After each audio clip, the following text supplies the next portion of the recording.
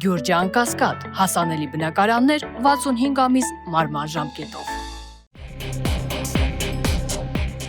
Շիրակի թեմի առաջնորդ Միքայել arczepiskopos Աջապահյանը հայցադիմում է ներկայացրել նախկին հոգևորական, այժմ կարգալույծ Ստեփան Ասատրյանի դեմ։ Սրբազանը պահանջում է պարտավորեցնել Ասատրյանին հերքել զրպարտություն հանդիսացող տվյալները, ինչպես նաև փոխհատուցել պատճառված վնասի համար։ Հայցադիմումի առիթը դարձել է Ստեփան Ասատրյանի Փաշինյանի ընտանիքին պատկանող հայկական ժամանակի եթերում արված զրպարտչական հայտարարությունները։ Այս գործով դարեսկիզբ ՍՊԸ-ն կներգրավի որպես երրորդ անձ։ Ասատրյանը ի թիվս այլնի հայտարարել էր, թե իբրև սրբազանը կին եւ երեխա ունի։ Հայցադիմումը մակագրվել է Արարատի եւ Վայոց ձորի մարզերի ընդհանուր իրավասության դատարանի դատավոր Էմին Աբգարյանին։